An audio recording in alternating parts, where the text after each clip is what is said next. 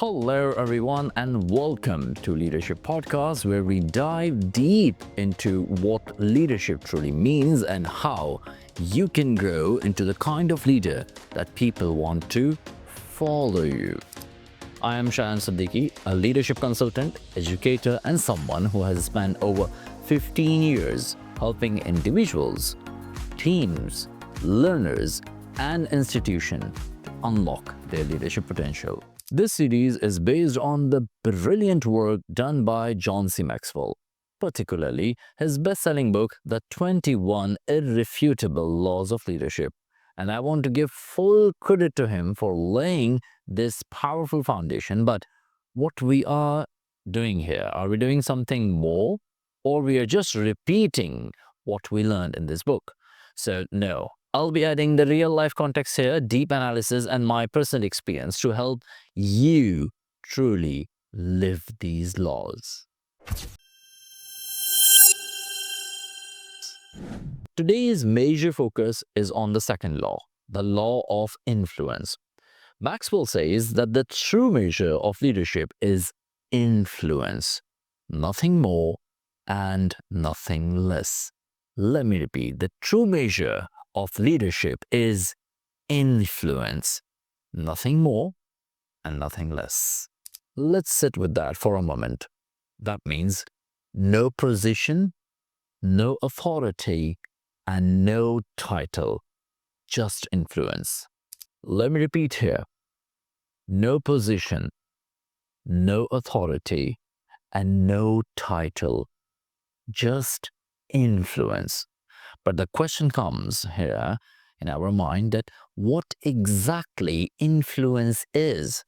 We need different definitions of influence. We say a manager is the one who gets the work done, but the leader is the one who inspire others and who influence people to get the work done. But what exactly influence is? Influence simply means your ability to affect, number one, inspire, number two, guide, number three, or change others through your words, actions, and presence. Let me repeat.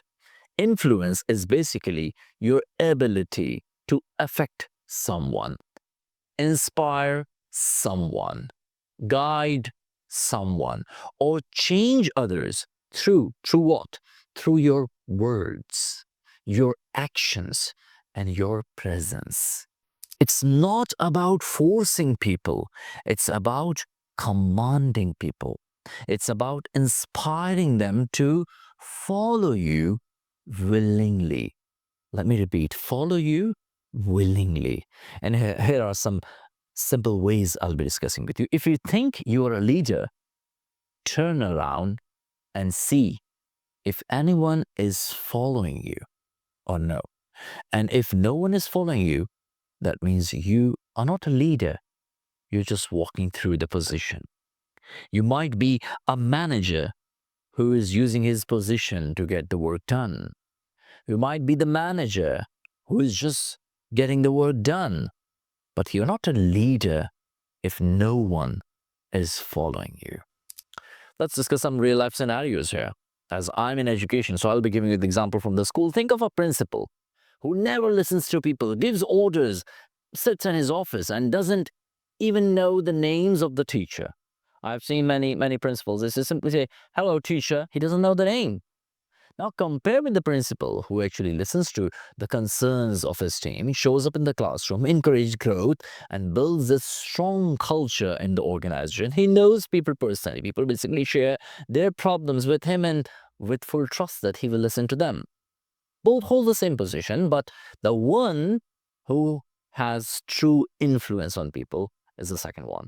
He's the one who will inspire people. Now I'll ask you a critical question. Are people following you because they have to or because they want to? This is also the question raised by John C. Maxwell. Why are people following you? Just because they have to, because you are in position, you are the leader, they are afraid, they are compelled, they are under contract, that they have to They have to listen to you. They have to take your instructions. They are simply following your commands just because you are the boss, or they want to follow you because you are ideal. You are someone who has actually influenced them. You're someone who has actually inspired them. Why are people following you? It's a question. Stop here. Stop this video here and think about it. Why do people follow you? Honestly, this is the true test of influence. You might have the great vision, powerful goals, or the big strategies, but if you can't influence others to believe in it or act on those ideas, you're not leading. You're just talking, talking, and talking. In my early days as a head of academics, I learned this hard way. I had authority, but I didn't always have influence on people. It wasn't until I started building the trust, listen deeply, and showing up consistently. That was the moment that people began to follow me because they wanted to, not because they had to. That changed everything. It is something important I just discussed with you. In order to build trust, you must be a great listener. You must show up consistently. We will have a separate podcast about listening skills of leaders and how to listen actively. There are some stops and pauses, face expressions, and many things that I'll be discussing with you. But honestly, in order to build trust, the first step is that you have to be a great listener, not a good listener, a great listener. You have to show up consistently. You have to develop a relationship with people. You must know the names. You must know their problems. You must know what's going on in their life. These are the ways that you will build trust. And let me tell you, having big visions, running down the outstanding strategies will never help you out until or unless you build trust. People connect their future, their goals with your goals, with the visions you are setting, with a big vision you are setting, with the goals you are setting. If they can only connect it when you build trust, when they give their hands in your hand, and they know that you will not deceive them in the middle of the way. Let's discuss some types of influence. There are three major common paths. The first thing is positional influence, which is very common. You listen to me because I am the boss. This is temporary. This is weak, and it will always be resisted. Second influence is rational influence. You listen to me because I care you. And you know that I care you. This is strong and this is sustainable as well. Number third is reputational influence. You listen to me because you respect me. You respect my work. You respect my character. This is deepest, long lasting. I'll ask you a critical question here. What type of influence you are currently using the most? And is it really working? Why? Why are people listening to you? Are they listening to you because you are the boss? They are compelled to listen to you? Are they listening to you because they trust you? Are they listening to you because they believe in you? Why are people listening to you? Why should they listen to you? Stop here. Think about it. And as I told you, that these podcasts are not just to gain your time. It's a training. It's a workshop. On enough, I'll ask you the questions that, you really want to grow? Stop there and think about it. First, now the question comes here, how to build the influence. Let's shift into the practical strategies. Influence isn't magic. It's built. There are some strategies I'll be discussing with you. Number one, build trust first. Trust is the currency of influence. If people don't trust you, they won't follow you ever. Be honest, follow through, and be consistent about it. Number two, serve before you lead.